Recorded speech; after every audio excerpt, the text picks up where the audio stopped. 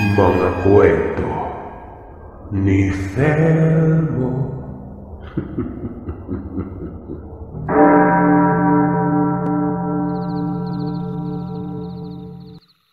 Hindi na kaila sa atin ang konsepto ng mga gawaing katulad na lamang ng barang. Isipin mong imposible na para bang mahirap paniwalaan. Pero totoo ito, gaya ng ibang mga nalathala sa channel na ito. Kung narinig nyo, yung iba nakakarimarim eh. Tawagin nyo na lamang po ako sa pangalang B-Boy. Itong kwentong ito ay hindi ito personal kong karanasan. Kung hindi galing lamang sa matalik kong kaibigan, patungkol sa kanyang ama. Nangyari ang lahat sa South Cotabato, sa Mindanao. Sa isang maliit na nayon na kung saan ang ikinabubuhay dito, pagsasaka, kalimitan plantasyon, na siyang pinagmamay-ari ng mga mayamang personalidad. Ayon sa kwento, bigla umanong may malagim na nangyari sa pamilya ng tatay nitong kaibigan ko. Pangalanan natin ang tatay niyang Loloy. Kabinataan pa nito noon at huling mga taon nito ng dekada 80. Napakapayapa ng paninirahan nila. Pero sa hindi inaasahan, may isang tagpong magpapabago ng lahat. May mga tulisan umanong biglang ng loob sa bahay nila. Nakatakip ang mga mukha at walang ano-anong pinagtataga ang mga magulang.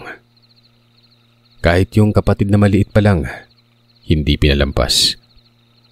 Kung hindi umano nakalundag sa bintana si Loloy, pati ito, patay na rin. Nagtatatakbo siya noon na natataranta. Takot at matinding pag-aawa sa kanyang pamilya.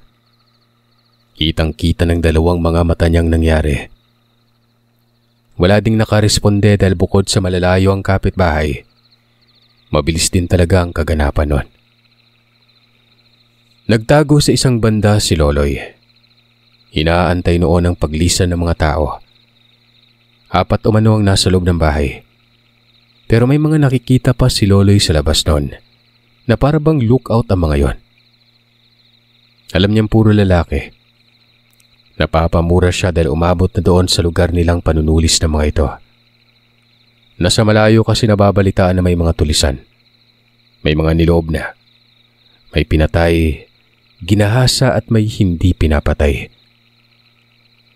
Hindi naman daw mga rebelde pero residente lang na walang ibang alam na pagkakakitaan kung hindi yung mga ganitong masamang gawain. Nang tingin niya ay wala ng mga tao, dito na siya bumalik sa bahay. Nakakawindang ang nasilayan niya. Hindi na umano may tsurang pamilya. Yung kapatid niya, nakatiwangwang ang bituka. Suka ng suka habang umiiyak ito nun. Magpaganon pa man ay iniyakap niya isa't isa. At talagang nasa isip niya noon ang galit.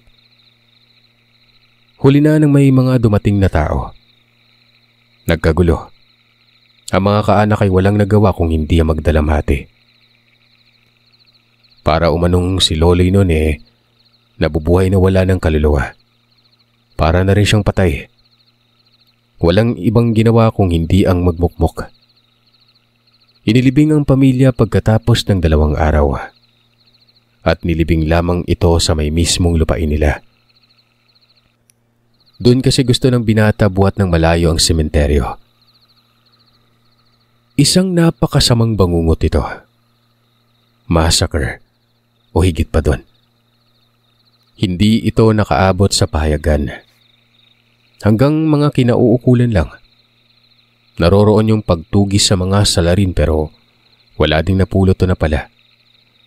Walang nakakakilala. At kung meron man, malamang ay hindi kayang magsalita gawa ng natatakot na pati sila ay madamay. Itong bahay nila ay isang palapag lang. Padahilig ang lupa. Yung ibaba kasi na ay plantasyon. Kasunod lamang yun ang lupain nila. At isa ang pamilya nila sa mga katiwala sa plantasyon na yon. Araw-araw ay dinadalaw si Loloy ng kanyang mga kaanak. Kinakausap. Pinapalakas ng loob. Baka magpakamatay daw eh.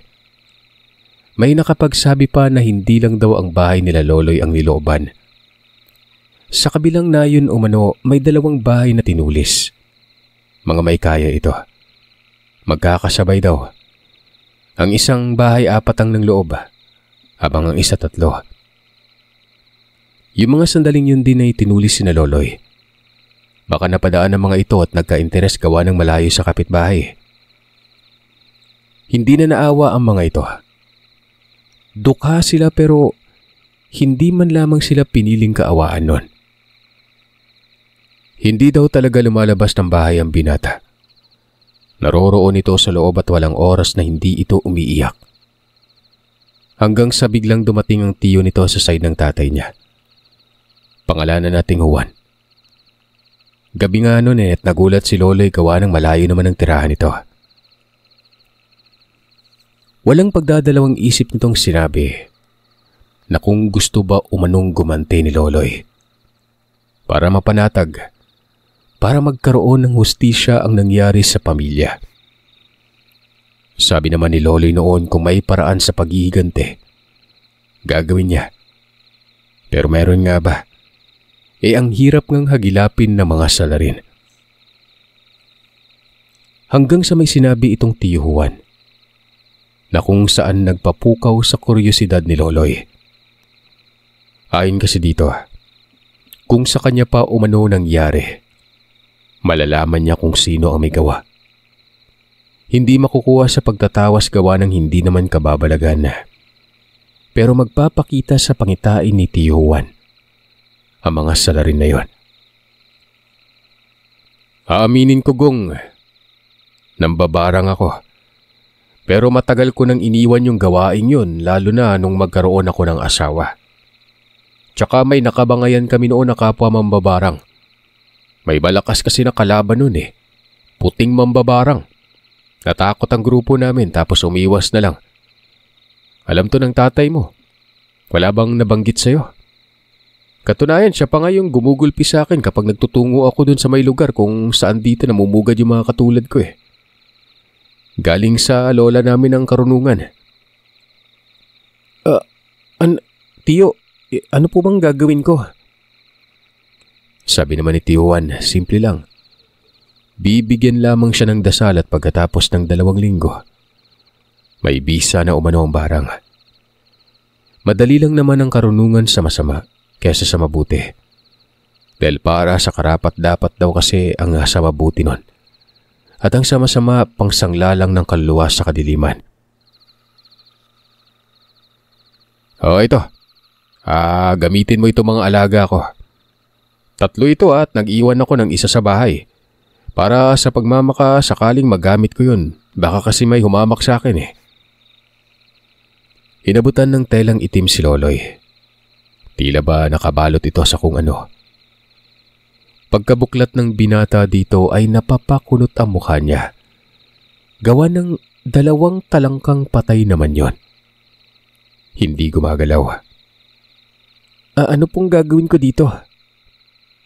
Kapag nagdadasal ka, dapat hawak mo ito lagi. Oo, hindi naman kaya sarap mo lang. Kahit saan magdasal pwede. Pero dapat eksaktong 12:00 ng gabi hanggang 3:00 na madaling araw. 2 linggo lang naman to, Dong, at pagkatapos nun, puntahan mo ako. Tingnan natin kung may bisa na ba yung lahat. Para saan ba ito, Tiyo? Ano pong bisa? Pwedeng gamitin yan sa pagpatay na maraming tao. Pwedeng isang baryo. Pero kung nanaisin mo lang yung mga salarin, pwede din.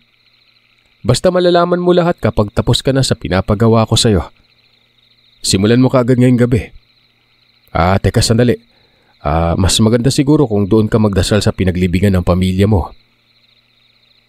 Matapos magsalita ni Tiyo Juan, nag-iwan ito ng pera para na rin may magastos umano si Loloy. May kaya kasi ito eh. Nga pala, nalimas daw talaga noon ang ipon nilang pamilya ng may nanulis. Ultimong bigas kinuha pa. Yung mga alahas na siyang pinagmamay-ari pa ng angkan natangay din nun. Kakarampot nga lang yun pati ang bronzeng kwintas Hindi daw pinatawad. Dinala din. Hindi naman sigurado si Loloy kung totoo ba itong payo ng kanyang tiyo. Nakatitig siya sa 2 talangka. Patay man ito pero hindi naman magaan. Mabibigat na isipin mong sariwa pa pero hindi gumagalaw. May kakaibang amoy din yon na para bang amoy ng asupre at panghinang kambing. Sa kabila ng pagdududa, pinili niyang ituloy ang pinapagawa. Sinimulan niya kaagad sa gabing yon. Mahabang dasal ito. Maraming talata pero ni isa ay wala siyang naintindihan. Mababasa naman gawa ng alpabeto pero wikang Latin. Doon siya sa puntod ng pamilya nagdasal. Lampara lang ang ilaw. Inilapag nito ang papel sa lupa at sinimulan na ang pagdadasal noon. Itong panyo na may lamang talangka, nasa harap niya lang. Walang palya sa loob ng 1 linggo. Hanggang sa nagtuloy-tuloy pa ito at sa huling araw ng huling linggo, labis na takot ang lumukob sa katawan ng binata. Paano ba naman kasi? Habang nagdadasal ito ay may naririnig siyang boses na para bang nasa loob ng kuweba galing. Sumasabay umano ito sa kanyang pagdadasal. Ititigil sana ni Loloy ang ginagawa pero iniisip niyang huling gabi na yon. Pagkatapos ng huling talata, may lumitaw sa kanyang harapan. Nanginig si Loloy. Aparisyon umano ito at maitim, pero nagbabaga ang mga mata. May sinabi ito. Ano ba umano ang kahilingan ni Loloy at parang hindi siya pinapatahimik at lagi daw siyang sinasambit. Dito palang napagtanto ng binata na ang dasal pala na ito, pagsambit sa kung anong nilalang. Na kung hindi nagkakamali si Loloy, angkan ng dilim yon. Gawa ng kahit aparisyon lang, napakaraming sungay sa ulo. May sungay pa nga umano sa gilid ng baba Tapos napakalalim ng mga mata. At gaya ng nabanggit ay nagbabaga ito. Pinatay yung mga magulang ko, maging yung kapatid ko. Gusto kong patayin yung mga pumatay sa kanila. Tulungan mo ako. Hindi ko kasi alam kung sino at saan nakatira yung mga yun Alam mo ba ang kapalit nito? Ang kaluluwa mo. Magiging wala ng puwang sa kalangitan ng kaluluwa mo. Yon ang kapalit. At ako mismo ang kukuha nito sa oras na matapos ng buhay mo. Basta kahit ano, tulungan mo lang ako.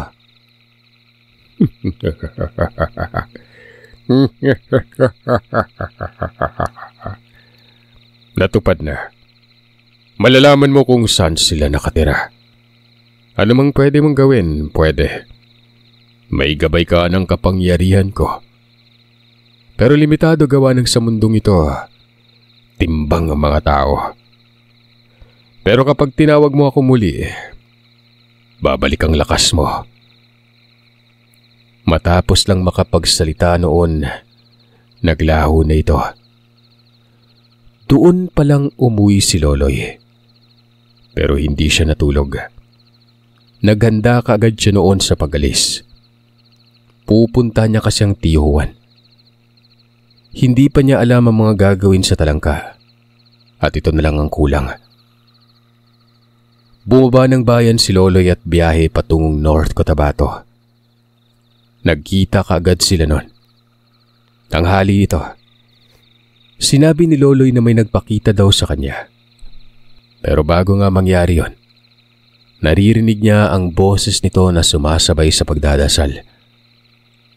Nga pala, malaki ang bahay ng tiyo niya. May asawa pero walang anak. Ayon sa detalye, sanhi daw ito ng gawain ng tiyo Juan. Kaya hindi binihayaan ng anak. Nakasangla kasi ang kaluluwa at hindi daw pwede magparami. Alam naman ito ng asawa niya pero maayos ang pagsasama nila. Kasalukuyan pa nung inaasikaso ang pagkupkup nila sa isang batang anak ng kakilala nilang namatay. Nabanas na yon. Lumabas kalaunan. Pero karaniwan na yung paglabas nito matapos ng tuloy-tuloy na pagsambit sa kanya sa loob ng 2 linggo eh. Nagkasundo na ba kayo? Sabi naman ni Loloy, nagkasundo na. Basta may mga payo yun tapos gagabay na lamang daw sa kanya. Yun yung magpapakita sa'yo ng mapangitain.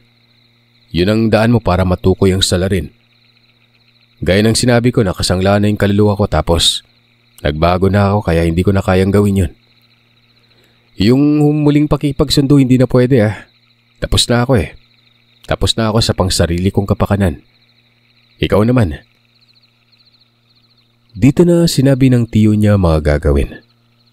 Pero syempre, hindi natin idedetalye dito kaagad. Tuon na lang sa kung paano gagawin ni Loloy. Isang buong araw daw na diskusyon yon. Katunayan ay naroroon pang asawa ni Tiyo Juan na parang walang problema kahit ganon. Pangiti-ngiti pa umano ito. Tapos sinabi pang dapat lang ay makaganti daw si Loloy. Hindi naman na pumuslit pa si Loloy doon kinagabihan. Umuwi ito at doon niya na pinag-isipan sa kung aling araw niya gagawin ang pagganti. May sasambitin lamang daw siya noon tapos kasunod dito ang boses ng kadiliman at ipapakita na sa pangitain ng salarin. Parang hindi pa daw siya handa. Naisip niyang ibalik sa normal ang kanyang mga gawain sa araw-araw.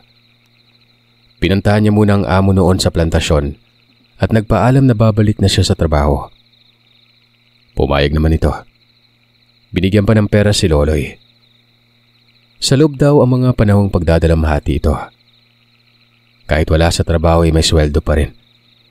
Dahil nga mahirap ang pinagdaanan at hindi naman liliban ng pamilya kung wala lang nangyari. Bumalik si Loloy. Saging, durian at marami pang ibang tanim dito. May mga kape pa at kakao. May palayan din noon. Hindi lang yan dahil may rancho ang baka at kambing. Sa loob ng rancho, may fattening. Dito nakatoka si Loloy sa rancho. Habang tumatakbo ang araw, nagsisimula na noong alamin ni Loloy kung saan nakatira. Gabi-gabi siyang nagsasambit ng dasal. May nagpapakita ng pangitain. Bahay na magkakasunod ito at nasa liblib. May nakikita siyang mga tao.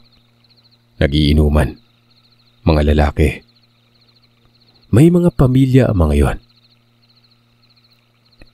Saglit lamang umano ang mga pangitain na nakikita niya. Hindi niya matukoy sa kung anong lugar. Kaya gumagala-gala na rin noon si Loloy. May pera naman ito at pwedeng iwan ang rancho kapag tapos ng gawain. Hanggang sa isang pagkakataon na habang napapagala-gala siya sa isang bayan ng North Cotabato, bigla na lamang umanong nagtayuan ng mga balahibo niya sa katawan.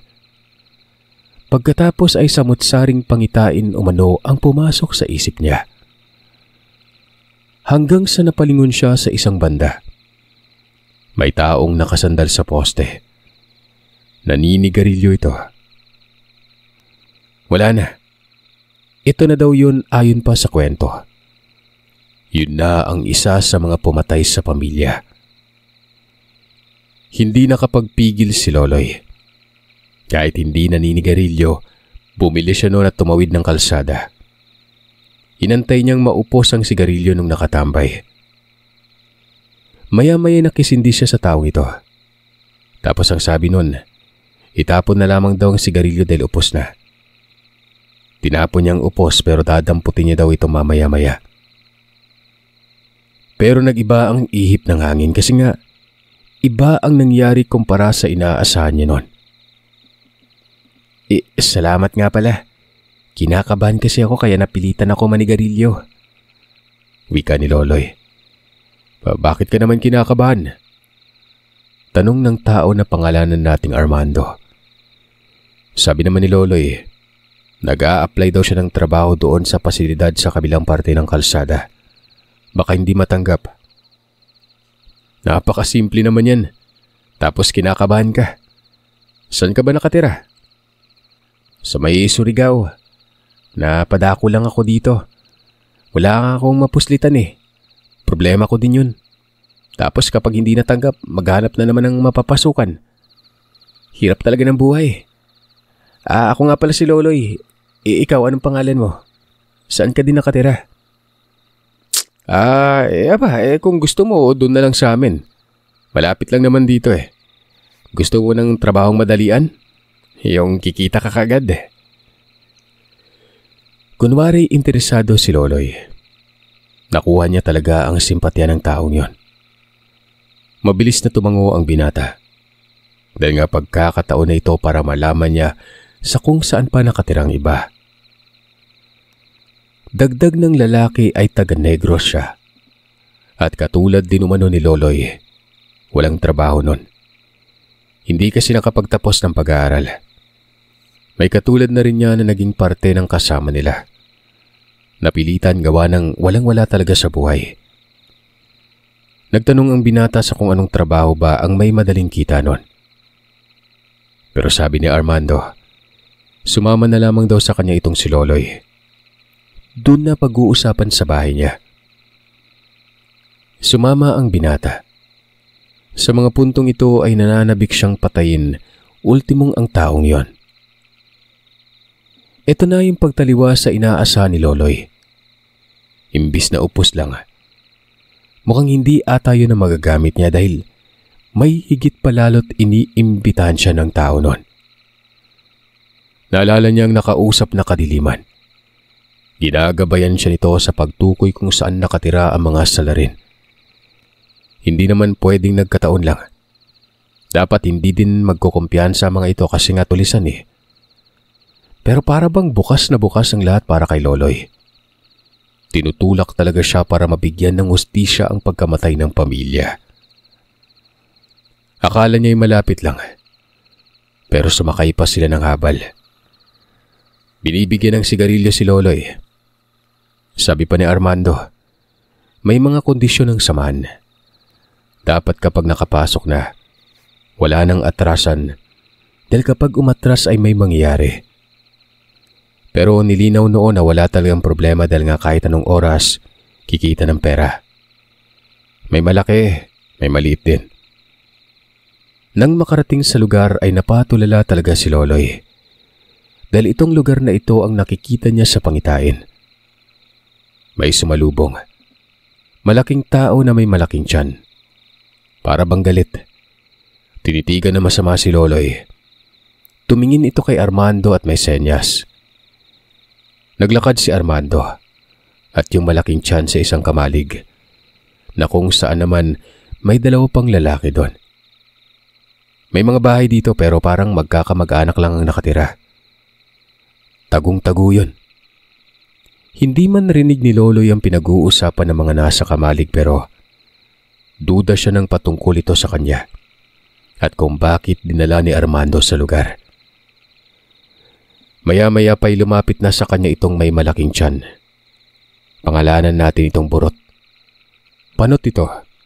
Tapos para bang sabog. Dilat na dilat yung mga mata eh. Malayo palang pinanggalingan mo ah. May magagandang trabaho naman dun kung tutuusin eh. Tapos dito ka sa Cotabato. Hinahanap ko din po kasi yung nobya ko. Kaya ako napadpad dito. Nagtatrabaho sa bayan eh. Baka makita ko siya. Ay, pag-ibig pa lang nagtulak sa'yo ah. Kung sa bagay eh, wala bang pupuslitan? Sabi kasi ni Armando wala daw eh. Yung magandang gawin mo, huwag ka na maghanap ng trabaho. So, mama ka na lang sa amin. Ngayon kasi malaki yan ang tirada namin eh. Tirada po? Tanong ni Loloy. Pinaliwanag ng lalaking ito na tulisan sila. At dahil naroroon na sa lugar si Loloy, pumayag na lang ito gawa ng kapag hindi, papatayin daw nila yon. May ipapagawa lang sa kanya lagi. Magmamatyag. Magbibigay ng detalye sa kanila kapag umuwi na sa lugar. Huwag ka mag-alala. Ligtas ka dito. May kapit kami sa mga rebelde. Pero hindi kami rebelde. Nais lang magpaka-rebelde dahil nga hindi patas ang gobyerno eh. Walang silbi. Paghihirap lang sa bayan yung ginagawa. Nakakatakot naman po yung trabahong yan. Baka mamatay po ako ah. Mamamatay ka kapag umuwi ka ngayon. Pero kapag sumama ka sa amin, ligtas ka. Hayaan mo, tutulungan ka namin na mahanap ang nobya mo. Loversing ko tabato na kay balang araw. Kunwaring pumayag si Loloy. Nagtanong kung saan ito matutulog. Sabi naman ni Burot ay pagagawan daw ng bahay itong si Loloy. Kunwaring natuwa siya nun. Ngumisi at nagpasalamat pa. Unang araw niya doon ay kalmado lang at pinagmukha talagang sariling mangmang. Pero ang totoo ay nag-aapoy siya ng galit nun. Pinagawa na siya ng bahay. Barong lang. May mga ginabas na kahoy. Pinagtulungan itong itayo. Parang kamalig tapos selyado. Literal na bahay kubo. Binigyan pa ng damit si Loloy. Tapos itong si Armando, pinakilala ng iba pang mga kasama. 8 pa lang lahat. May kaidaran lang niya, tapos parang napaka-kursonada nito. Maraming araw ang lumipas. Hindi pa isinasagawa ni Loloy ang barang. Chinitsyempohan niya pa ang mga ito. Habang itong kaidaran niya, yun yung naging malapit niya nun. Pangalanan nating Rikmar. Kamakailan lang daw ay nakapasok sa grupo. Mga linggo ang pagitan nilang dalawa. At doon ito nanatili sa may bahay daw ni Armando. Kung ayos lang sa'yo, dito na lang ako. Kakasya naman tayo dito eh.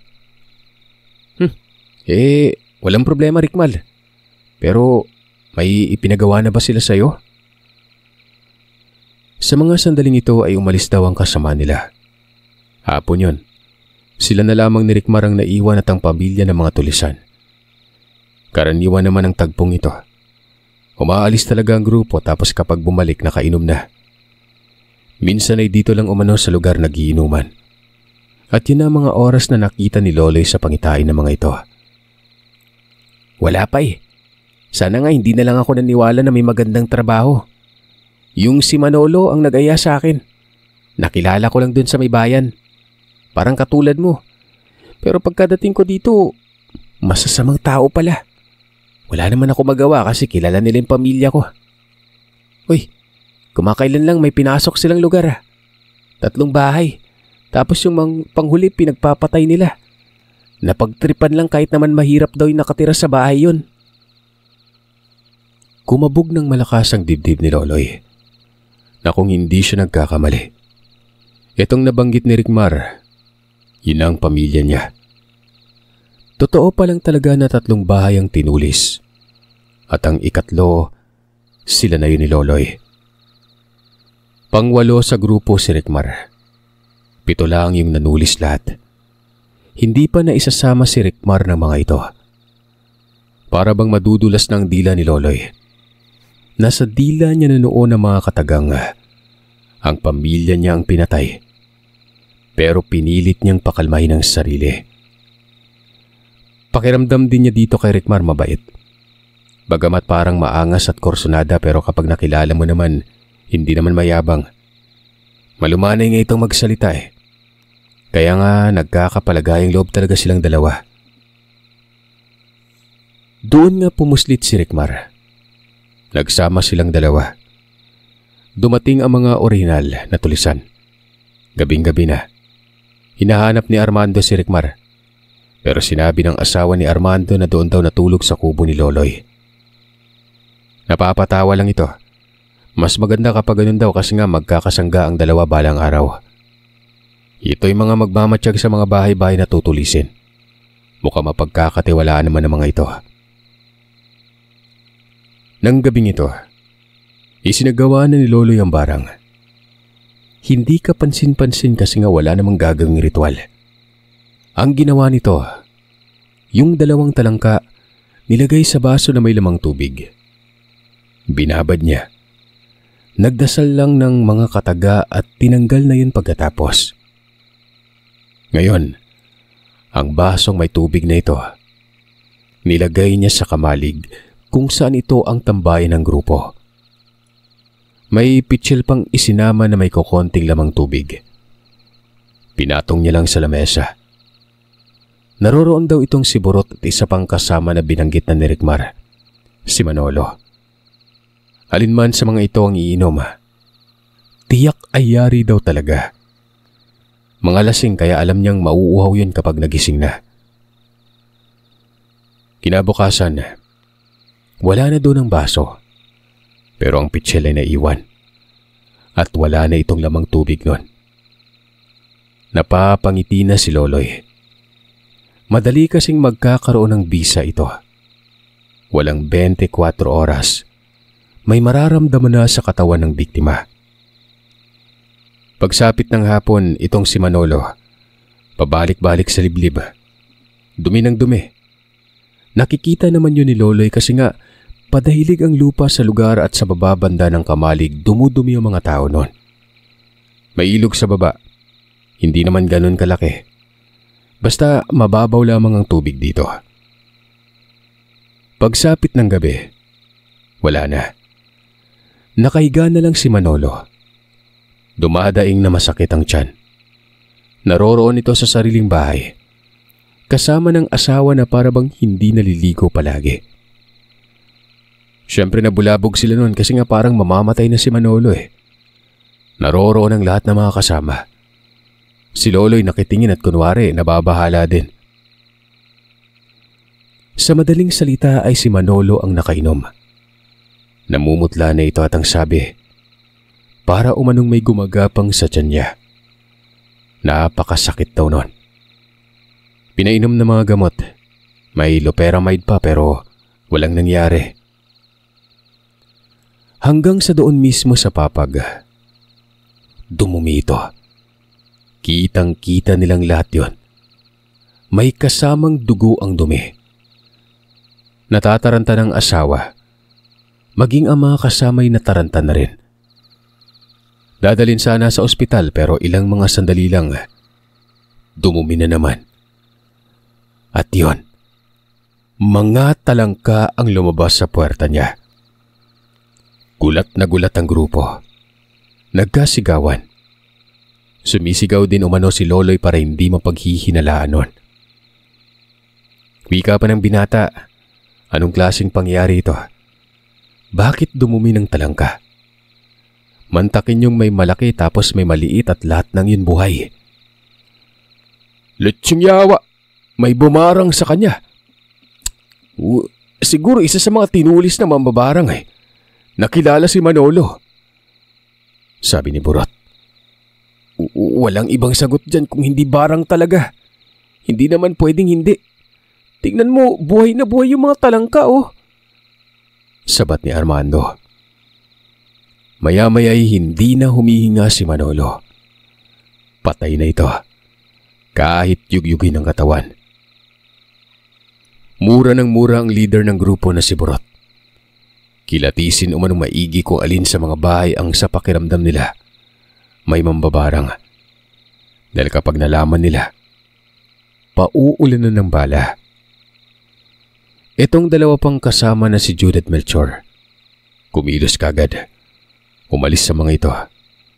Binalikan ang lugar kung saan ito na yung lugar nila Loloy. Lahat daw sila natakot sa kadailanang pwedeng mangyari ito sa kanilang lahat. Ayon pa kay Armando, sana si Manolo lang ang nakilala. O baka naman may naiwang gamit si Manolo sa isang lugar at yun ang naging kasangkapan para gamitin sa barang. Parang ganun na nga. Hala, ilibing na lang natin kaagad. Sabi ni Burot. Totoo po pala yung barang no. Nakakatakot. Baka pati po ako mabarang. Pagkukunwaring sabi ni Loloy nun at nangingilid pa kunwari ang luha sa mata. Di mangyayari sa iyon. Hindi ka pa naman nagtatrabaho. Kami ang delikado. Sana talaga si Manolo lang. Sige na matulog na kayo. Kami nang bahala dito. Bumalik na sa kubo sina Rickmar at si Loloy. Namumutla daw si Rickmar eh. Hindi daw biro ang mambabarang. Baka ang gumawa noon ni paghahawa ang barang. Kahit hindi pa sila nagtatrabaho, posible pa ring tamaan sila ni Loloy. Naku, wag naman sana. Gusto ko pang makita yung nobya ko. Wika ni Loloy noon. Bumalik matapos ang 2 araw sina Jude at Melchor. Dala ang balitang wala naman umanong mambabarang na kamakailan lang nila hinamak. Lumapit daw sila sa isang albularyo at sinabing wala umanong bihasa doon sa lugar. Yung bahay pa nga umano ng mga pinatay wala nang nakatira. Yung isang nakatakas nasa rancho na daw sa loob ng plantasyon. Itong sinasabing nakatakas si Loloy na yon. Hindi siya nakikilala ng mga tulisan gawa ng mabilis talaga yung pagsibat niya. Inilibing si Manolo. Doon lang banda sa lugar sa may gilid ng ilog. Tapos patuloy pa rin ang pagsisiyasat nila noon sa kung sino ang mambabarang. Katunayan ay nautusan pa nga sina Loloy at Rickmar. Pinapasuri nito ang isang tindahan na dati nang tinulis ng grupo noon. Makikiramdam lamang umano ang dalawa. Makikinig sa pag-uusap. Walang ibang gagawin kung hindi yun lang. Sinunod ang kautosang yon. Pinunta nila ang nasabing tindahan. Si Armando ang nagturo kung saan banda talin doon. Pero Sir Seth, naisagawa na ni Loloy ang ikalawang yugto ng barang. Yung galon ng tubig sa bahay nila Jude at Melchor. Hinaluan ng tubig ni Loloy na pinaglubugan naman ng 2 talangka. Pagkabalik nila Loloy sa lugar, wala na. Nag-aalindasay na daw si Jude at yung asawa ni Melchor ay nagsususuka. At gaya ng sinapit ni Manolo, ganun din ang sinapit ng 2. Pero hindi tinamaan si Melchor. Hindi ito nakainom ng tubig doon sa may galon. Patay kaagad ang asawa ni Melchor at si Jude. Kinabukasan pa, si Melchor na mismo ang nagkasakit at yung mga anak nito mga bata pa. Tinamaan din yon. Ultimong asawa at mga anak ni Jude. Nadali. Patay din kaagad nun. Uminom siguro ng tubig sa galon. Hindi na magkamayaw ang grupo. Sina Burot, Armando, Rickmar at ang magkapatid na sina Hancho at Emilio na lang ang natira. Umalis na tayo dito, Luloy. Natatakot ako at baka mamatay ako. Ikaw hindi ka ba natatakot? Kakatapos lang noong mailibing ang mga nagsimatay. Parang na-overdose daw sa purga itong sina Armando, Burot at ang magkapatid na sina Hancho at Emilio. Nakatambay sa kamalig. Walang kumikibo. Animoy nagpapakiramdaman. Pinalikas na nila ang kanilang mga pamilya. Bali kalalakihan na lamang ang naroroon kasama sina Loloy at Rickmar. Itong si Loloy, alam niya mapagkakatiwalaan talaga si Rickmar. Nasukat niya yung taras nito Basta mabuting tao si Rickmar at napilitan lang talaga.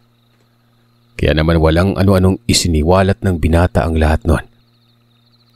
Gulat na gulat daw si Rickmar. Hapon yun na tumuulan pa. Gaya ng nabanggit ang kasama nila ay nasa may kamalig. Ano? Ikaw ang may gawa? Mambabarang ka? Hindi sana ako magiging ganito, Rickmar, kung hindi nila pinagpapapatay yung pamilya ko. Kitang-kita ko yun. Basta papatayin ko silang lahat. Kahit isama ko pa yung sarili nilang pamilya, wala akong pake. Bara-ibara na to. O baka naman gusto mong pati ikaw. Basta wag mong ipagsabi Atin-atin lang. Diba ang gusto mong lumaya? Ubusin ko muna silang lahat. Ikaw yung nakatakas na sinasabing nasa rancho? Pero nandito ako ngayon. Paano mo ginawa yung lahat? Paano ka nakapasok dito sa grupong to? May gumagabay sa akin. Pagkatapos nito magiging panatag na ako. Yung huli kong papatayin niyang si Burot. Natatandaan ko nang nakatabon yung mukha niya nang pagtatagain yung kapatid ko. Malaki yung tiyan yun Siya yun. Ano man yung balak mo naiintindihan kita. Huwag ka mag-alala. Tutulong ako. Ano bang gagawin? Sabi naman ni Loloy na mag-antay lang gawa ng naghahanap pa ng pagkakataon ng binata. Kinabukasan, dito na isinagawa ni Loloy ang sunod. Tubig pa rin, isang pitsil. Tapos ang inutusan niya ay si Rickmar. Naglilinis ng mga baril sina Armando at ang magkapatid sa bahay ni Armando. Iabot mo lang, Rickmar. Sabihan mong baka nauuhaw na sila. Sige, walang problema. Talangka yung ginamit mo. Patay naman yung mga talangkang yun eh.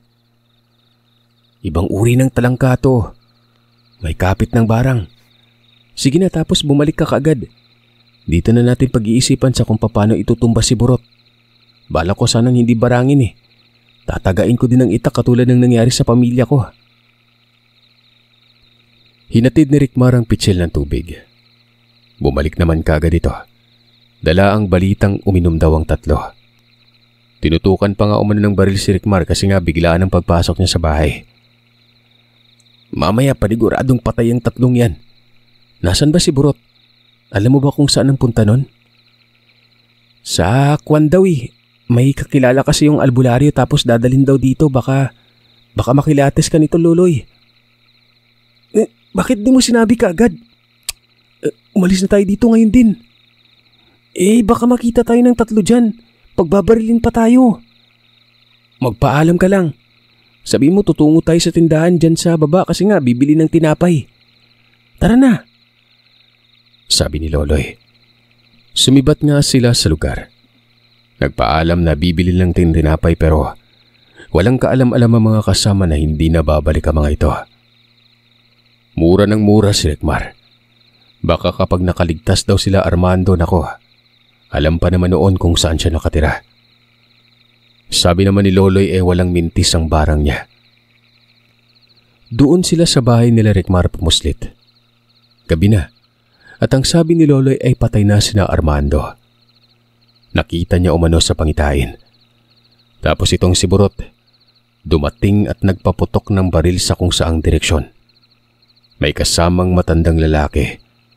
Baka yun na umano ang albularyo. Dito ka lang, Rickmar. Tsaka pairam ng itak nyo. Tingin ko paalis na rin ang albularyo eh. Ako na yung papatay kay Burot. Sigurado ka ba, Loloy? Samahan na lang kaya kita. Huwag ka mag-alala, dadamayan kita. Ramdam ko yung hinanakit mo. Malay mo, hindi mo kayanin mag-isa. Tara na, habang wala pa dito yung mga magulang ko. Kapag umuwi yun ako, magugulat sa paglitaw ko eh. Lumayas lang kasi ako dito tapos hindi na bumalik pero nakilala ko nga si Manolo. Pumayag si Loloy. Kitang-kita niya sa mukha ni Rickmar na seryoso ito. Yun nga, at binalikan nilang lugar.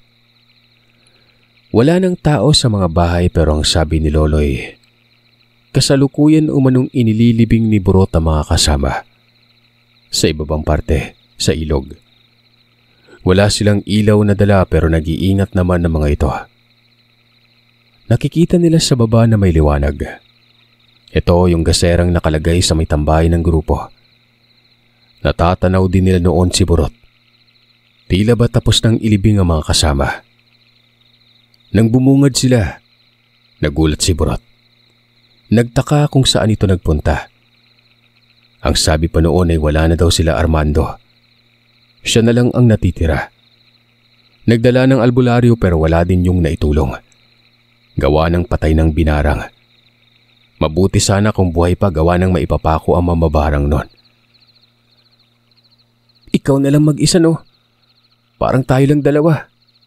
Alam mo parehas na tayo. Ako na lang din mag-isa eh. Tsaka hindi nobya yung pinunta ko dito maging trabaho. Kayo talaga. Ako lang naman yung nakatakas sa pamilyang pinagpapapatay nyo. Magiging amanos na tayo, Burot. Pero walang matitira maski isa sa inyo. Dahil ako parang patay na rin ang kunin nyo yung buhay ng magulang at kapatid ko. Dapat ka lang patayin. Matapos magsalita ni Loloy, hinambalos niya kaagad ng itak itong si Burot.